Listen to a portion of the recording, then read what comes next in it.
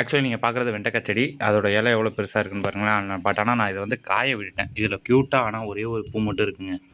எப்படி இருக்குன்னு பாருங்கள். அண்ட் என்னோடய ஃபேவரட் கலர் எல்லோ அந்த கலர்லேயே இருக்குது. பட் ஆனால் உள்ளே இருக்க வயலட் கலர் வந்து எனக்கு பிடிக்காது சுத்தமாக.